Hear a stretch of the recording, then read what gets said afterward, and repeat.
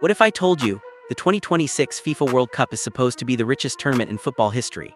A competition spread across the United States, Canada, and Mexico, featuring 48 national teams, billions of viewers, massive stadiums, and according to FIFA, a record-breaking $13.1 billion in expected revenue. But behind the celebrations, the marketing campaigns, and the promises of football history, something is going very wrong. Host cities are running out of money, fans are being hit with outrageous prices, national teams fear financial losses just for participating, and even tourism projections are collapsing below expectations. This is no longer just a football tournament, it is becoming one of the biggest financial controversies in modern sports history.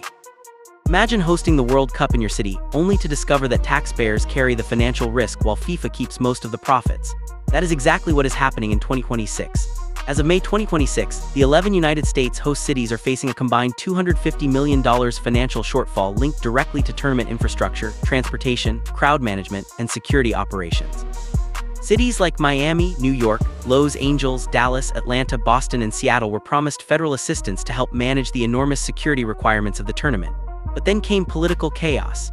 Due to a partial U.S. federal government shutdown, nearly $900 million in promised federal security funding has reportedly been frozen, sending host committees into panic mode. Some organizers have already warned that massive public fan festivals may need to be canceled unless emergency private funding arrives.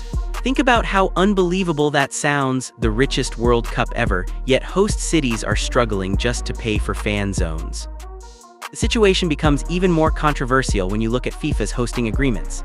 Local governments are legally responsible for infrastructure, security, transport systems, emergency services, and crowd safety, while FIFA keeps most of the direct tournament revenue from ticket sales, sponsorships, hospitality income, and global commercial deals. The money flows upward, but the financial burden stays local. Many city officials are now quietly realizing the deal may not have been worth it. FIFA's sponsorship restrictions make the situation even harder because host cities cannot freely sign local commercial partnerships if they conflict with FIFA's global sponsors. A city may be blocked from partnering with local restaurants, convenience stores, or regional businesses because those agreements might clash with multinational partners like McDonald's or Coca-Cola. So while cities desperately search for additional funding, their options remain heavily restricted. But it is not only host cities feeling the pressure. Even national teams are worried about losing money at the World Cup, which sounds unbelievable until you examine the scale of the operational costs involved.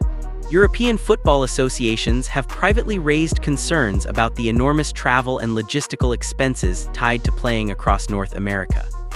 This tournament spans 3 massive countries, meaning teams could travel thousands of miles between matches while paying for flights, hotels, security, transport logistics, staff accommodation, and training facilities. Everything is becoming astronomically expensive. Then comes the tax nightmare.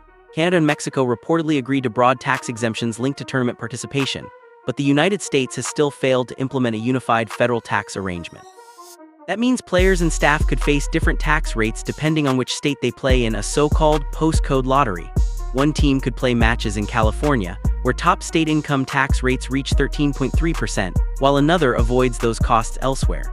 The financial imbalance worried several football associations so much that FIFA stepped in with emergency measures.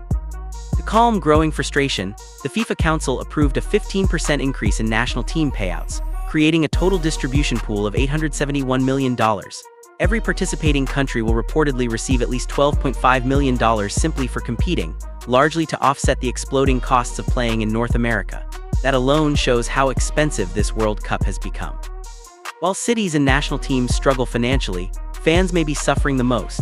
Ticket prices for the 2026 World Cup have reached shocking levels, with some standard Category 1 and Category 2 group stage tickets reportedly selling anywhere between $380 and over $4,100, and that is not even for the final. Transportation prices around stadium cities are also exploding. In areas surrounding MetLife Stadium and Gillette Stadium, short commuter rail journeys that normally cost around $12 are reportedly being pushed toward $100 per ride during the tournament period.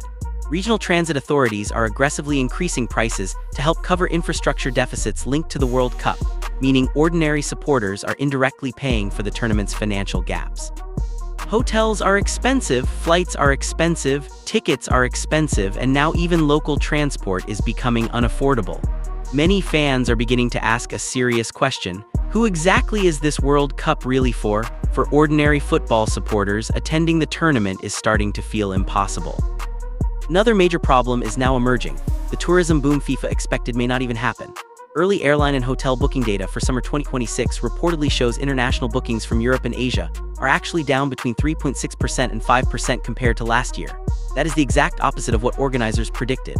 FIFA expected an overwhelming flood of tourists, but the extreme costs may be driving many fans away entirely. Reports even suggest FIFA has quietly canceled tens of thousands of pre-reserved hotel rooms in cities like New York and San Francisco because the expected booking surge never materialized. That is a massive warning sign because the entire economic justification for hosting mega events like the World Cup depends heavily on tourism growth. Without that boom, the financial argument behind the tournament begins to collapse, leaving taxpayers, transit systems, and local governments carrying enormous costs with fewer benefits than promised. Which brings us to the biggest question of all. Is the 2026 FIFA World Cup becoming too big to sustain? This tournament was designed to be historic: 48 teams, 3 host nations, record revenues, record sponsorships, and record audiences. But bigger does not always mean better. Sometimes it simply means more expensive.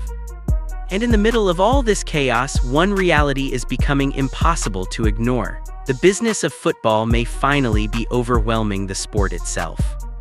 The 2026 World Cup could still become one of the greatest tournaments ever played, but financially it is already becoming one of the most controversial. Because while FIFA celebrates $13.1 billion in projected revenue, cities are panicking, fans are struggling, teams are worrying about taxes, and the real costs of hosting football's biggest event are becoming impossible to hide. Modern football is no longer just about trophies, it is increasingly about who can survive the business behind them. For more content, subscribe to Money Behind Football.